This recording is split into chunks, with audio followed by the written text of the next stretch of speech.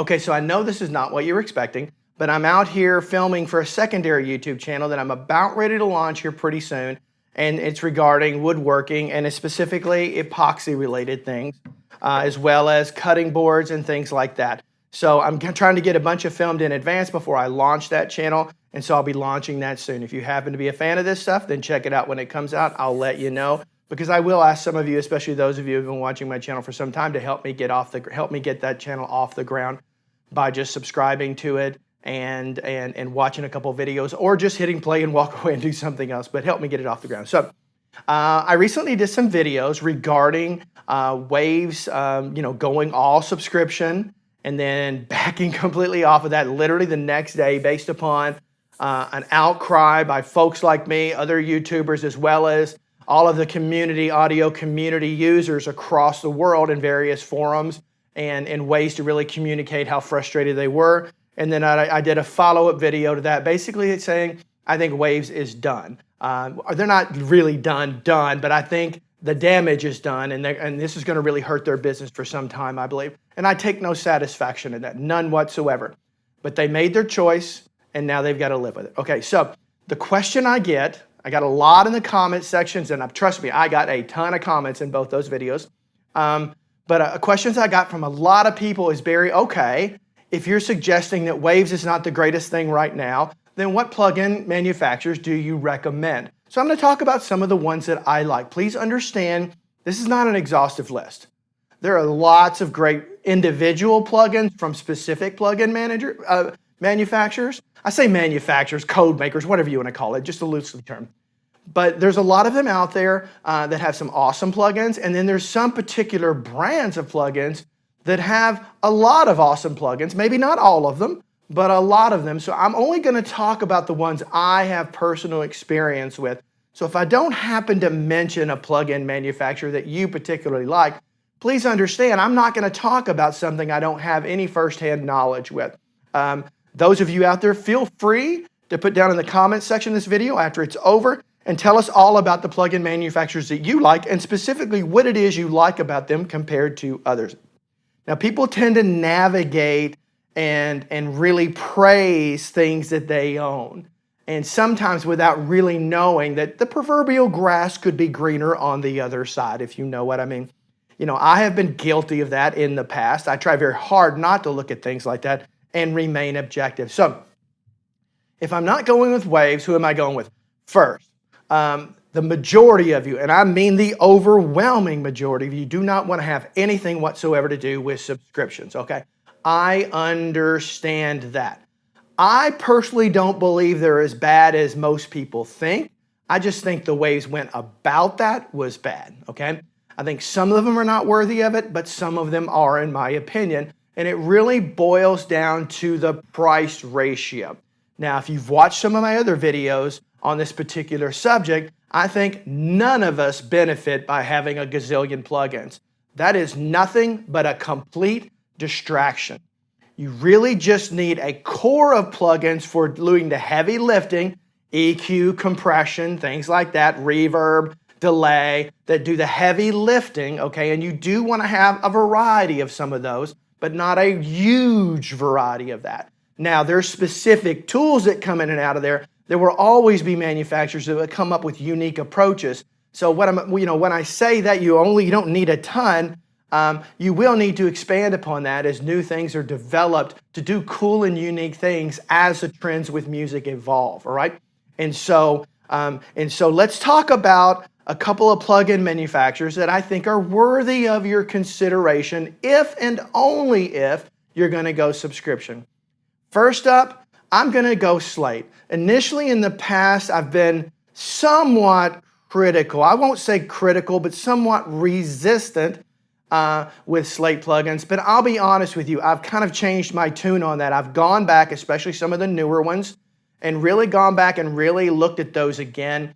And I think where you get, if anything else, where you get is tremendous value in the Slate plugins, because you get a lot for the price that you pay. So if you're going to subscribe, because if you think about it, if you were to buy all of those plugins at their retail cost, you could literally pay that subscription for years and years before you got to the point of even paying for the ones that are in the collection, let alone all of the updated ones and newer ones that will evolve over time, okay? So I think that is a worthy consideration. The only thing that I don't particularly like, and the only reason for that, is I'm a control surface user. For many years, I used a Pro Control and then a D command along with Avid Pro Tools HD and and HDX. So I used those for the longest time. Then I got away from Avid and decided to leave that in the rearview mirror. And today I use SSL UF8, whatever it is. You know what I'm talking about. I've got a couple of those. So I tend to really rely on the usage of those a lot. And when you've got those multiple plugins and channel strips like that, it's not as, it doesn't work well, okay? It does if you use Slate's Raven, works fine in that situation, but it doesn't work as great that way. And yes, you could argue you just put one after another, you do them one at a time, and maybe you might get there then, but I've had some complications with that. So if there's any recommendation I would give Slate, hey, there are a world of control surfaces outside of the Raven, maybe you should consider that. Okay, but I do think that's worthy of a consideration if you're open to the idea of subscription plugins. Next up, where I think the deal of the century exists today is with Brainworks /Plugin Alliance. And as long as they don't change that plan, all right, if it stays the way it is right now, it is incredibly compelling, and here's why. And this is the only reason why. If it was just subscription, I might have a different thought on it. But basically, if you pay your year in advance, right? If you pay your monthly subscription year in advance, they will immediately give you a voucher basically for every penny you just paid where you can go buy their plugins. Now you may say, well, there's got to be a trick to that, Barry. Maybe you have to buy them at retail. No, you don't. So I'm going to make up a number for the sake of math because they have different plans that total different things. But let's just say it's $200 for a year, okay? Then they're going to give you a $200 voucher to buy plugins whenever you want. You don't have to spend it right away. Okay, but whenever you want, when they go on sale, you can buy the ones that you've grown to really like and accumulate those. Once you have the plugins you like, then you can cancel the subscription, right? If you're going to pay month to month, maybe you're on a tight budget and you can't shell that money out for a year in advance. Tight budget, as many of us are, especially when we start off doing this. Nothing wrong with that. We have got to grow and evolve, right? At the end of that year, they'll do the same thing. They'll give you a voucher and go back and buy the plugins you want. By the end of that year, you're going to know the ones that you rely on the most. Just buy them. Wait for them to go on sale and buy them, okay? So for me, because of that, it's a no-brainer, okay? A no-brainer whatsoever. All right, so those are the only two subscription services that I recommend. Now, there's a couple others that make very good plugins, but I'm not so sure I think that value is there just yet. Maybe it'll evolve. And that's going to be one of the first plugin manufacturers that I'm going to recommend, quite frankly, is SSL. I think the plugins that they're offering today, especially when you've got their UF8, well, not the UF8, but USX, or whatever. It's a control service that controls the SSL plugins in the bus compressor. I'm sorry, I'm brain farting right now, but I'm sure you know what I mean. The plugins that they've got for that, okay, are absolutely fantastic, as well as the other plugins they make.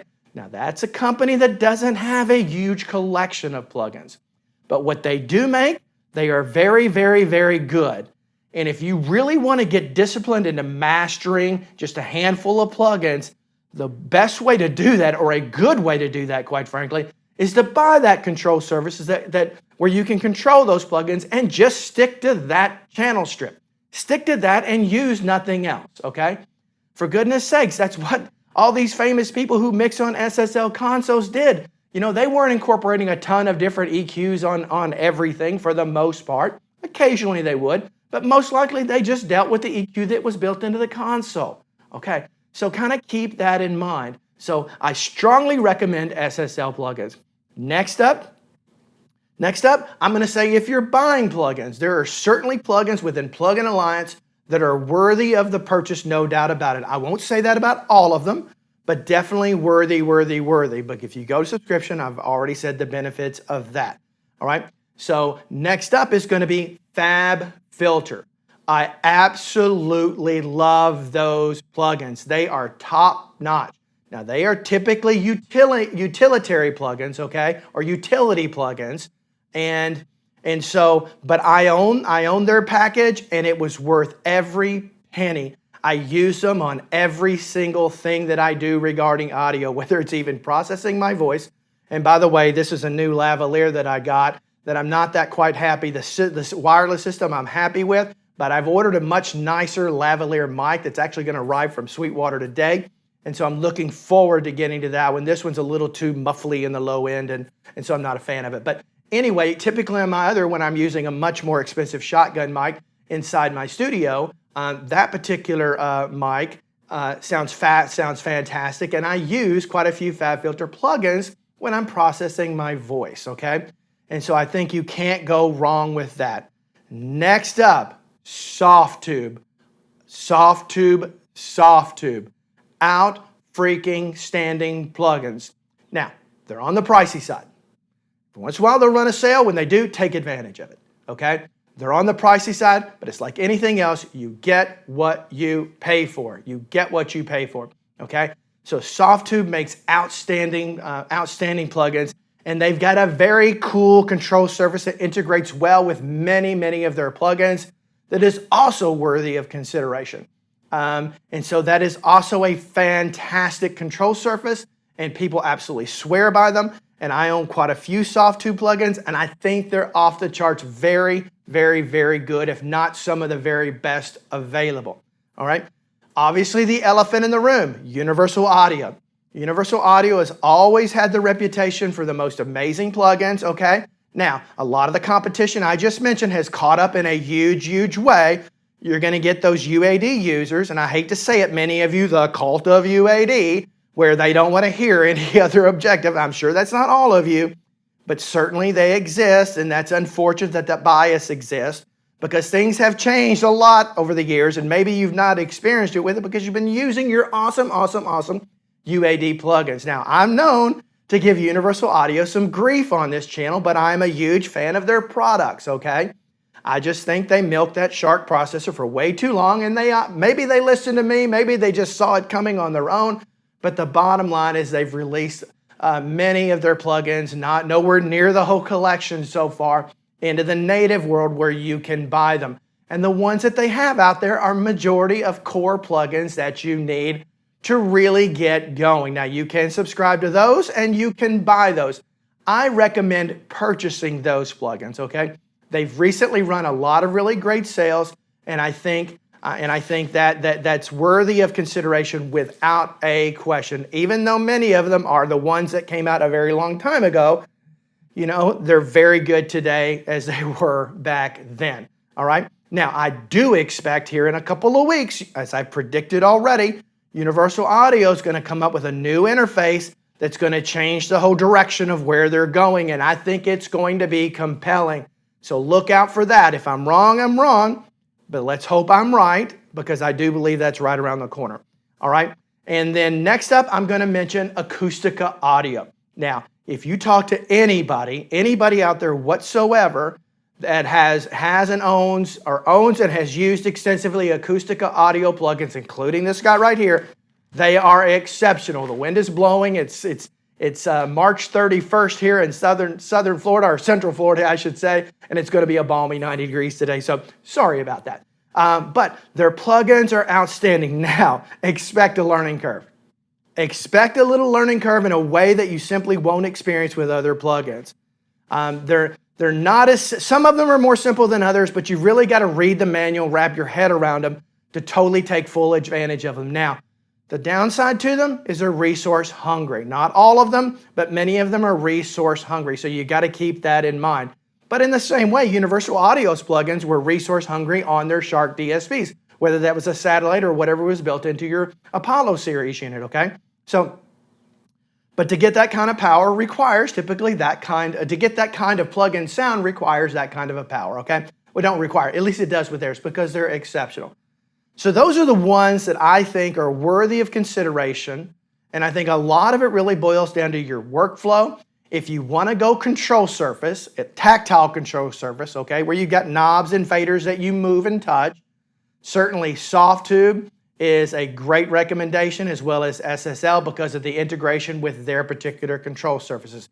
Much better than even the plug-in control that you get with your tactile control surfaces, okay? And that's, your various faders, using the Mackie MCU protocol.